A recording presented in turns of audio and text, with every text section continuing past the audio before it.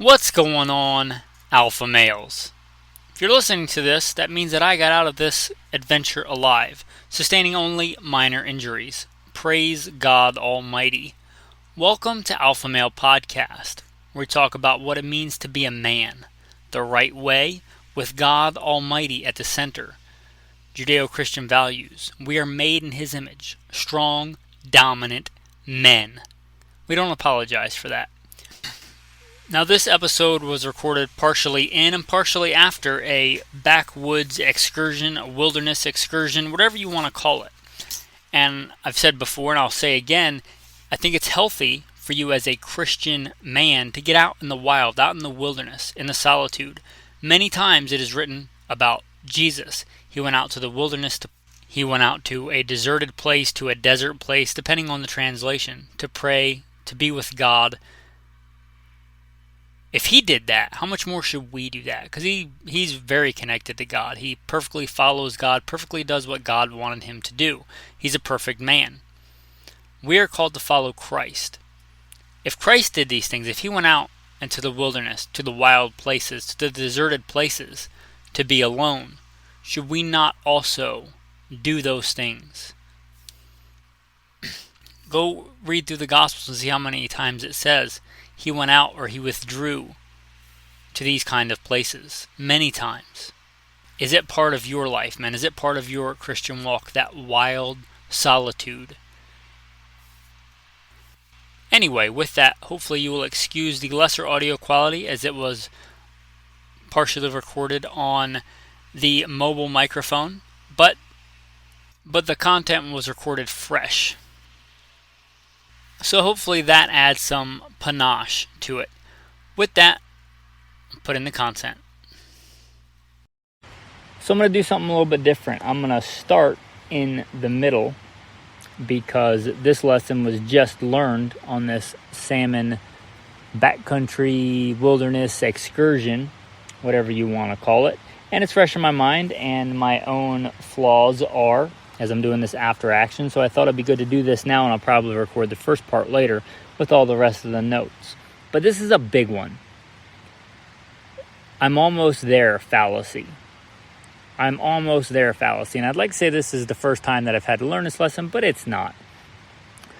I don't know how many miles I went on this multi-day trip in the backcountry, Montana, Idaho border. I don't know, as the crow flies, 15, 20 miles from Salmon, the nearest town, the only real town around, I think, of any size. I think Salmon is 3,000 people, but very much in the backcountry. Did not see a single solitary soul the entire time I was out,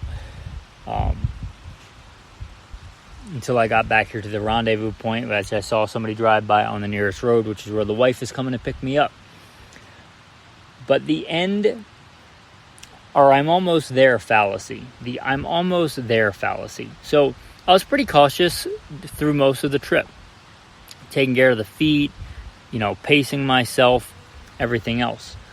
Well, that kind of changed when I thought I was almost back. I had been hiking for hours. I was a little frustrated.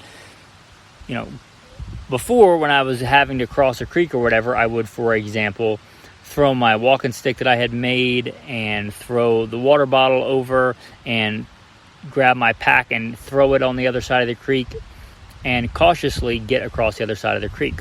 Well, when it started getting towards the end, I figured I'm just going to go for it. I'm just going to wade through the creek. I'm just going to get wet. I'm just going to cross because I'm almost there. Well, I wasn't almost there.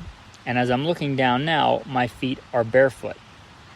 I am barefooted because if when your feet get wet, that skin, like when you're in the bath too long, your hands or your feet, they start to get wrinkly, the skin starts to get soft, and you can really tear up your feet. So I have a choice right now as to be barefooted and let my skin dry out, or to really risk serious injury to my feet. I can walk a little bit on this kind of terrain without shoes, so not that big a deal. But I went a lot longer than I should have. I don't think there's any real bloody spots on my feet. In fact, they're not. I'm checking right now. But that's part of the I'm almost there fallacy. But I also could have really gotten injured because I thought I was almost there. I was running chunks of it and probably didn't need to do that, but I thought I was almost there. So I figured, why not run a little bit, get to the end quicker? Well, what if I wasn't that close? I was not as close as I thought. And what if I had been quite a bit farther? What if I didn't keep a lot of gas in reserve, let's say, and then right towards the end I had come across a grizzly bear or a mountain lion or whatever, right? Probably don't want to push myself running on such rugged terrain. And speaking of that, I will post a bunch of pictures of this adventure, hopefully the same time that the podcast comes out, the same day. So you can go check those out. But you might see the kind of terrain I'm talking about. Just brutal terrain. Probably shouldn't have been running on that, because I thought I was almost back. It'd been one thing if I could see the rendezvous point. Then I would have known I was almost back. But I came back a different way than when I went there, which I did on purpose. I know the safer thing is to go back the way I came, but I wanted to see a lot of the country. So I wanted to go back a way I didn't come. And I thought that I was closer than I was. I had been hiking for hours, miles, and I thought, surely I'm almost back. But I wasn't as close as I thought. So I started taking chances that I probably shouldn't have taken. Now, praise God, he kept me safe, but that's a big one. So you're almost back, so you're going to push it a little bit too hard. You're almost back, so you don't have to take care of your feet. You're almost back, so you're just going to cross that creek, that river with your pack on instead of doing the safe thing. Things like that, getting your feet wet. And you think, it doesn't matter if my feet get wet because I'm almost back. What if I wasn't almost back? What if something had happened and I had to stay with those shoes? It takes those shoes a long time to dry out, even with fresh socks. So that's kind of the big one, the I'm almost there fallacy and taking risks. It's one thing to estimate that you're almost there. It's quite another to do risky things when you don't know that you are almost there. So that's a big one. And this is probably going to get spliced in towards the end or the middle of the episode. But I just wanted to get that out there while I was sitting here barefoot in the woods contemplating the after action report. And that's definitely a needs improve. What is going on, alpha males? Welcome to Alpha Male Podcast, where we talk about what it means to be a man the right way, with God at the center, made in his image, strong, dominant, in control. And we don't apologize for that. To paint you a little picture, I am sitting on a log in the woods, waiting at the rendezvous point for my wife to come pick me up. I am barefoot, which I'll get into in the episode. I am shirtless, and there are flies everywhere. Still a pretty good trip. I don't know if you can hear the panting of Alexander Hamilton, the adventure partner. But we're chilling here at the rendezvous point until I can hear the wife coming up the road. I'm going to stay back in the woods where it's shady. We'll kick off this brief. Recently did a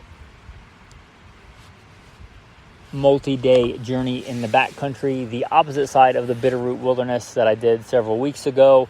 This was a lot of hiking, a lot of really rough, steep terrain, a lot of beautiful country. Kind of a weird dichotomy of some parts of it being really wet. I mean, it thunderstormed, and some parts of it being really dry and hot, like where I am right now.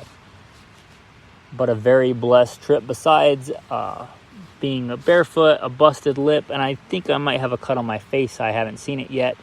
But other than that, pretty much uninjured, thanks to the Lord, who is my refuge and my strength. So a couple of things I had as objectives, because I don't generally just go through stuff just going through the motions. I had objectives. The number one objective, as in life on this journey, was to grow closer to God. Spend time with God, spend time in the Word, and kind of unplug from a lot of distractions that are in the world, which was a great blessing. That was the number one objective, as it is generally in life, to grow closer to God. The number two was to check out this beautiful country, the Idaho-Montana border. Last time I hiked in from the Montana side, this time from the Idaho side, but went a lot of miles in the backcountry. Maybe I can look up, I did put some waypoints on here, maybe I can look up and figure out how far I went, but I don't know that information at this time, but hours and hours of hiking. A lot of hiking. Also wanted to test out kit and stay in shape for the Alaska journey. By God's grace, soon we'll be in Alaska, so I wanted to continue to test out the bag and the gear. I did some gear improvements, which I'll get to, but especially a new titanium water bottle. And I've been messing with the EDC, trying to improve it, a Leatherman Signal, which I will talk about, but which I also did a video on, which I actually really like for EDC. It might become part of the stable EDC, at least for a time, and if not, it'll probably live in the bug out bag, replacing one of the other tools in there. It's a great tool, but I wanted to T&E that kind of stuff.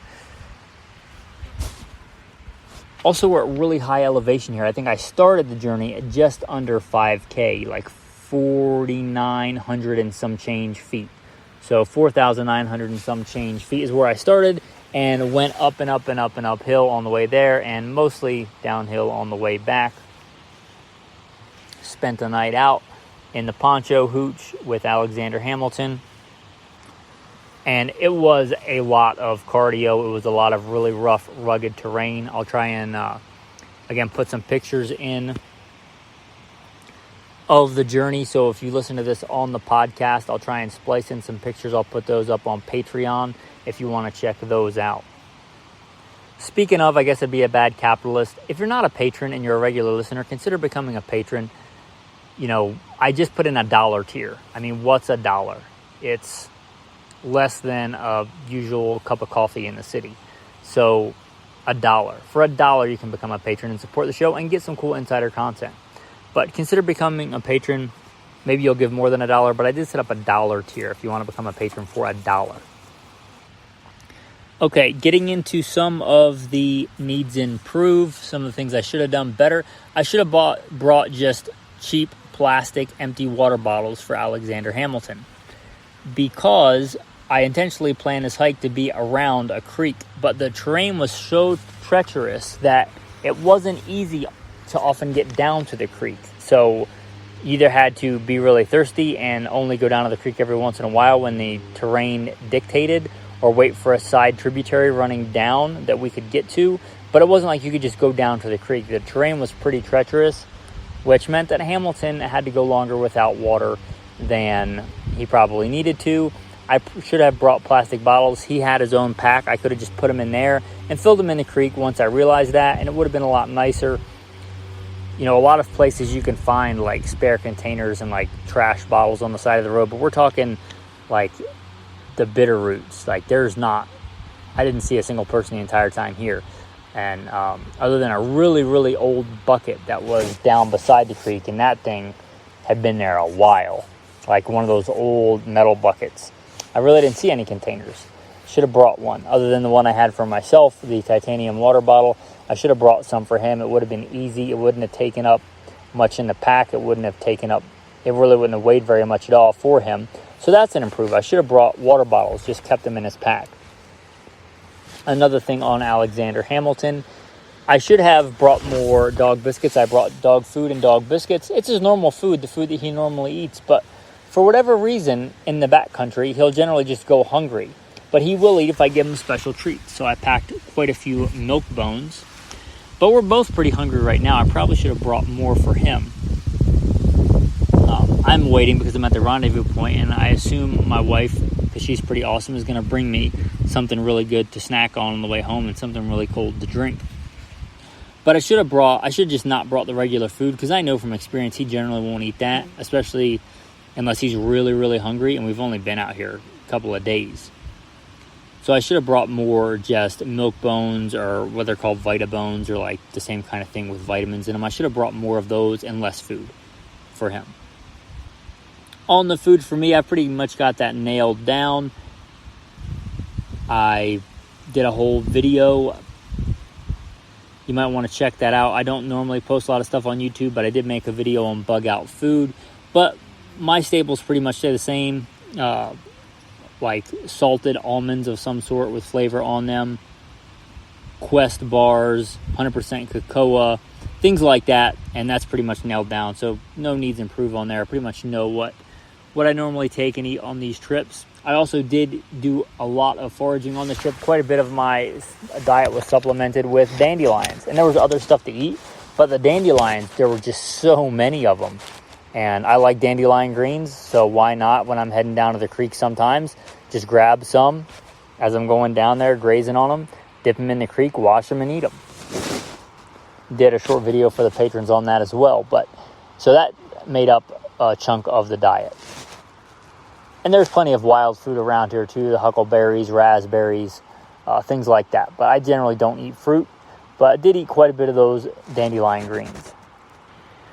Another big lesson learned reminder is I thought making camp for the night, I thought, you know what, while I'm making this fire, because there was a lot more mosquitoes than I anticipated, so I made a fire. I don't always, but I made a fire mostly to keep the mosquitoes away. I thought, I've got some instant decaf coffee. Why not make some of that in my water bottle / cooking pot? Why don't I make that while I have this fire going? Well, I ended up staying up for hours. And it wasn't a big fire, but it wasn't a super small fire. It took a long time to boil that water. And I knew this, but I guess I had forgotten how long. And I guess this is a reminder for me that it takes a really long time. I probably should have just not waited to boil the water. I probably should have just drank it cold and went to bed earlier, because I was up probably until around midnight or so, waiting for that hot coffee. And then, enjoying drinking it. I didn't want to make it to just guzzle it down. Took a long time. And a lot of people, even people that I love and respect, I've heard them say when they talk about like the apocalypse and survival, just boil water. It takes a lot of fuel and a lot of time to boil water to purify it. So if you're Oscar Mike, if you're on the move, I would say that's not a good idea. Now, if you plan on getting somewhere and making camp and you have somebody in camp where that's their job, like they start in the early afternoon cooking food, making a fire, and they're going to boil several gallons for everybody while they're doing that, then yeah, that can be a thing. But if you expect to stop and boil water every time you need purified water, I would not say that is a wise choice. I would have something to purify water. And yes, you can make your own water filters. But again, that takes time. And even though I think you should know how to do it, probably better to have a way, especially initially if you're talking about a big disaster, to purify water. Because dirty water is a major killer in a disaster. Whether you're talking a natural disaster or a grid down scenario, it's a big deal. And I'm not going to lie and act like I always purify water out here. If I think it's a really clean stream or creek, I'll just drink out of it. But if I use judgment, right? And I know my stomach. And I also carry antibiotics just in case. But I would really have a way to purify water other than boiling. Yes, it's good to be able to make a fire and to boil water if you want to, but it takes a lot of time and a lot of resources. The amount of wood, I was making a fire anyway. I wanted to enjoy the evening and keep the mosquitoes away from Alexander Hamilton and I. But even with that, it was kind of a pain in the butt to boil the water to make coffee. So just a reminder that you probably should have another option. Don't just think, I've got a metal container, I'm going to boil water when I need it. It takes a long time to boil water. On the water, for about I was trying to think about when I got my last water bottle before this, and I think it was about 15 years. And it's one of my most used piece of kit in like the backcountry. So I figured it was about time. That was a stainless steel water bottle to upgrade to titanium. I got this one. I'm looking at my pack right now. It says BOT, B-O-T, BOT, or Vargo. I don't know which one is the model and which one is the manufacturer. I would assume Vargo is the manufacturer, but it's a titanium water bottle / pot. It's got a really big top. It pretty much is like a cylinder with a big screw on top. So I can cook in it and I can use it as a water bottle. I got that. I really like it. It was definitely worth the money. I definitely like it. I'm glad I upgraded that from the stainless steel one. However, there are some things I'm not crazy about. It's a little bit wider. It's kind of hard to shove in the side pocket of a fairly large pack. I wish it was just a little bit smaller. And also the lid, it's not the best design I've ever seen. It works. It will keep the water in there. It doesn't leak. But it's kind of a pain if it's your main water bottle. I get what they were going for there, but I probably would have put a little bit of taper on it and made it a little bit easier to do, especially one-handed, to put the lid on and off. But overall, that titanium water bottle / pot is great if I was cooking something, if I had wanted to cook a meal, like if it wasn't so expensive to hunt out of state here and I'd shot like a small quail or a dove or something and I wanted to make soup, it would have been pretty easy to do in that pot. So I think overall, a really good investment, really good pot. The other thing, the Leatherman, I'm actually really impressed with that Leatherman signal. One, just from an engineering standpoint, when I was not in the backcountry, when I just got it and was carrying it for a while to get familiar with it, just the engineering in that thing is amazing. And I have other multi-tools, and I even have another Leatherman. But just the amount of engineering that went into that Leatherman just really impressed me. So really good quality. They're not cheap, but that Leatherman signal, really good quality. Really well thought out. And I'm not going to lie, I kind of like it a lot more than I thought that I would. I thought that I would like it, but it really came in handy a lot. I've been carrying it clipped to the back, one of my back belt loops. So it's really easy to just reach back there and unclip it and use it. And although I didn't need the hammer, like I could just pick up, go find a rock, carry it back and hammer in, when I break off a stick and make it into a tent peg, it's really handy to just have that thing back there to beat on something. I thought that hammer thing on the back was kind of a gimmick, but again, I kind of am impressed by how much I like it. Also the clip, I thought, why do you need two clips? It's got a pocket clip and that big kind of hammer clip, if you know what I'm talking about. Well, that's the one I use the most, the one that I thought was kind of silly. It's really kind of nice. Also, the main knife on there. Now, I still carry a fixed blade as my EDC. I do in the backcountry. I generally do in the city. But the knife that is on that Leatherman is a really good utility knife. In fact, I think I like it better than the Mora. The Mora's got a more ergonomic handle because it's not a multi-tool, but I think it's a better knife than the Mora that I keep on the pack. I know people love the Mora. I've been trying the Mora on several trips. It's probably going to come off the pack. I'm going to be honest with you. I'm not in love with the Mora. I've tried to love it, but it's an okay knife and it's really light. It would be really good if I was just trying to cover a lot of miles and butcher an animal because it's light and it's really sharp and pretty easy to sharpen. But other than that, I don't think if that was my one big knife on my pack that I would want to trust it to just a Mora. I know they make beefier Moras, but I haven't tried those. This is just, I don't even know what model, but just a basic Mora. It's a good knife, but I don't think I'm in love with it for a bug out bag fixed blade. Now, another thing I actually found on this trip, and once I thought about it, I thought it would have come in handy on a lot of other trips too. On the waist belt, the big waist belt on the Everly Stock Gun Runner, that's my main bag, it'd be really nice to have a carabiner on there. Now, thankfully, I had a spare carabiner. I put it on there. Probably not the one that's going to stay on there because it's bright silver. I'll probably put a black one or some subdued color on there. But having a carabiner on the side of the pack where I can reach it and clip stuff onto it when I have the pack on, so I don't have to take it off, if it's just something I want to temporarily hold there, that's a really, really handy thing to have. So maybe something you want to think about. Just a carabiner, maybe not on your waist belt depending on your pack, but somewhere where you can just throw something on it without having to take your pack off. If you want to put your socks on there and tie them just so they don't fall off, but they can air out and you don't want to have to stop and take your pack off. You're doing a quick sock change out because your socks are wet or sweaty and you don't want to get bloody feet. Really handy thing to have. If you are wearing a boonie hat, which I like the boonie hat in the backcountry, but you're in a really shady valley, like I was a lot on this trip, and you don't need it on because you don't need it for the shade and it's not cold, then it's nice to have that carabiner to just take it off and clip it on there. Again, that carabiner that you can access without taking the pack off, super handy thing. And I probably should have put it on there long ago, but I put it on there this trip, and I'll probably put a better one on there than what is on there now. It's just a spare one that I had. But a really, really nice, simple, easy upgrade. Not everything has to cost an arm and a leg to be a really big improvement on a pack. The other thing I did for this trip that I probably should have done long ago, I have two tape, I call them dispensers. I basically just took the two straps that are on the pack and I ran the pack strap through the middle of rolls of tape. One of duct tape and one of athletic tape. I didn't use the athletic tape on this trip, but I almost had to with my feet. But I did use the duct tape, and I use the duct tape quite a bit. It's really nice to just have it on the outside of the pack. That's a really often used thing is duct tape. Really nice to just be able to literally pull off a piece of duct tape from the outside of the pack. It's on there. It's not going to come off. That was a really well thought out upgrade, I think. And again, doesn't have to cost you an arm and a leg. I already had the duct tape.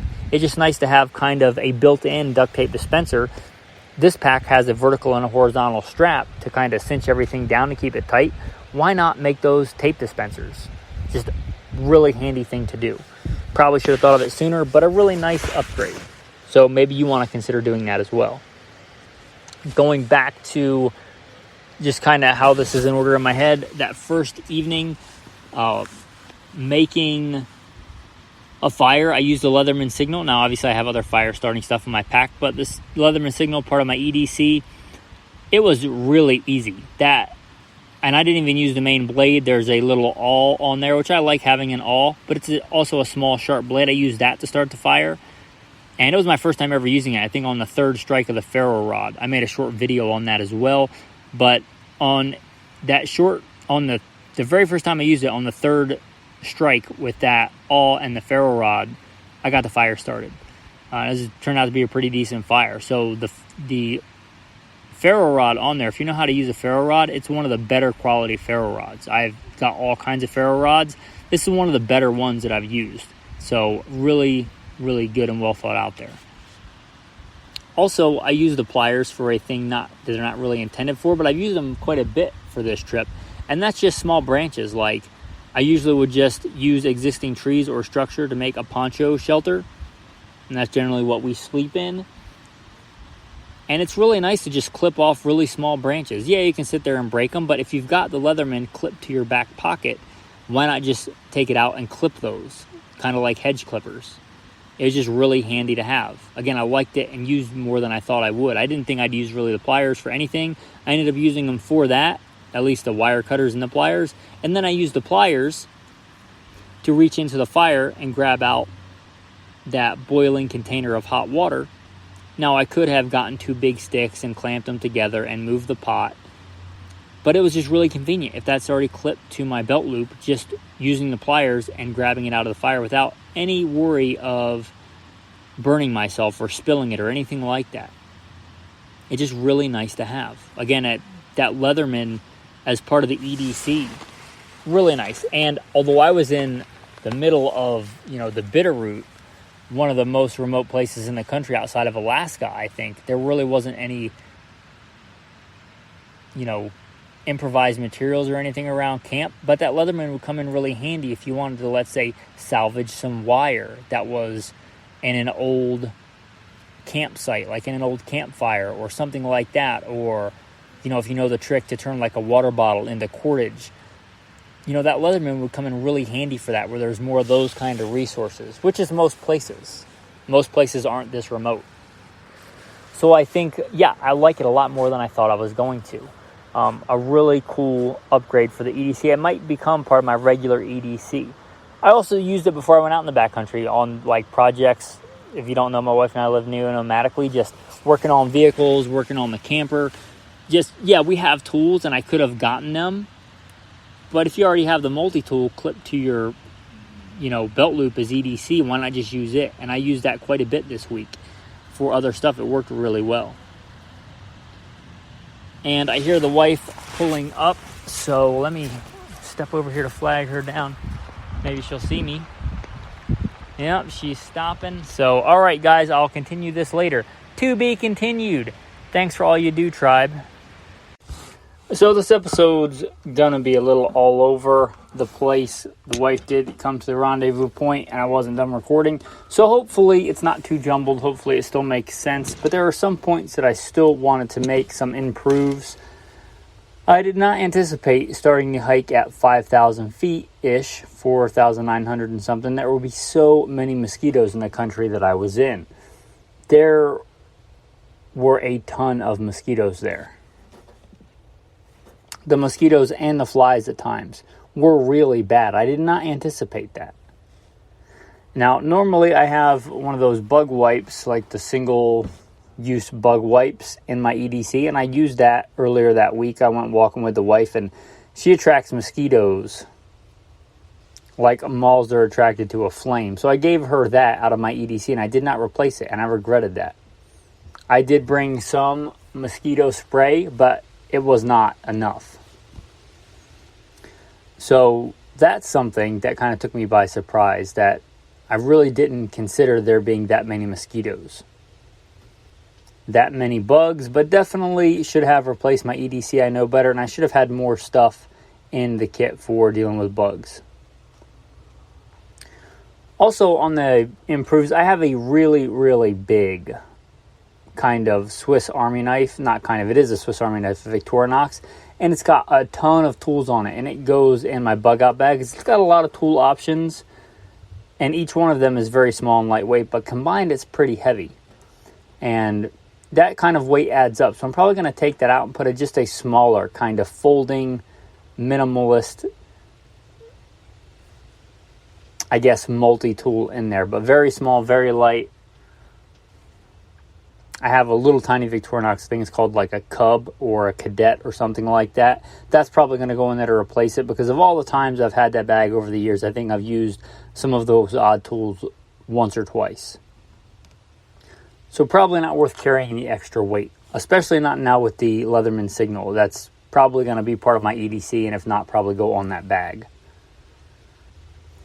Also, getting ready for Alaska, I usually just sleep on the ground without a pad or anything. I'll find a nice grassy spot or somewhere that's fairly level and just lay on the ground. Or have the whoopee, if you don't know, the poncho liner, I'll put half of it on the ground and then half of it over me. Just kind of folding it over like an envelope. And that's fine for most places out west, but in Alaska where everything is cold and wet, I'm probably going to need some kind of ground pad, so I'm probably going to look for that, even if it's just some kind of like floor underlayment like you would put in a flooring thing with a little bit of insulation and a little bit of waterproof material. It may just be something that simple, just something very lightweight, very small, that will keep the water on the ground from soaking into me. This Bitterroot range, that part of the Rocky Mountains I was in, is very unforgiving. I was not anticipating it. I was talking to the wife about it. It was really, really hot during the day. I want to say 90s, and really, really cold at night. Sometimes it was really hot and dry, and sometimes it was really cold and wet, like when it would thunderstorm, and then on certain parts of the mountain where it would just be shady and cold and wet, especially at night, and then some parts would be really hot and really dry. It was a really unforgiving environment. So just that was kind of an eye-opener. Injuries sustained, let's see, I have a fairly decent abrasion on my forehead. I have I tweaked my wrist when I had the pack on and I went to jump over a very large log. Probably should have taken that a little bit slower. What else? A busted lip. That was mostly just from exposure. Feet got a little tender, but no big injuries there. So all in all, pretty good. I came out stronger than I went in. So it's a blessing. But no major injuries. Praise God for that. I think Alexander Hamilton may have split one of his nails. But other than that, pretty good. One of the tips I did want to cover is whenever you stop in a place to take your pack off, get some water, do this or that, adjust stuff, try and remember to do a pat down before you leave. Just pat yourself down, a quick pat down. That way, if you left something, forgot something, you don't get miles, down the trail and realize, oh, I forgot my knife or my tool or my, phone, battery, charger, cable, or whatever it is. Just so you remember that. You pat yourself down, that way you don't have to backtrack a long way. I didn't have to do that, but I remembered at one of the times, patting myself down and making sure I had everything. And I thought, that's a good tip to remind the listeners when you're out in the backcountry. You stop and do something, you take anything out of your pockets or whatever. If it's more than just, retying your shoe, you probably want to do a pat down and make sure that you still have everything. You didn't set something down and forget about it, your water bottle, your water purification tablets, whatever the case is. That's a good tip. Then I also wanted to go over, I guess, many of the verses that came to mind. I tried to record some of them. Obviously, Psalm 19, the heavens declare the glory of God, and the firmament shows us his handiwork. Day unto day pours forth speech, and night unto night shows knowledge. There is no language, there is no speech where his voice is not heard. And then one point I was really hot and dry, talking about the hot, dry times, and I saw water coming out of the side of the mountain, out of the rocks. And it reminded me of a verse, water out of the rocks, when God provided, when Moses hit the rock and the water gushed out. Reminded me of that verse. And then also 5 ox for an ox and 4 sheep for a sheep. That verse as well. And then when it started raining, thunderstorming in that hot, dry climate, and it got fairly cold fairly quickly. God brings rain on the just and the unjust alike. I remembered that verse. And then at times when I was hungry and, had my Bible there as well, man does not live by bread alone, but by every word that proceeds from the mouth of God. I guess that's a good one to close on. Anyway, thanks for all that you do, men. Thanks for listening. I'm very humbled and blessed by everybody. Appreciate all that you do. Have a blessed day.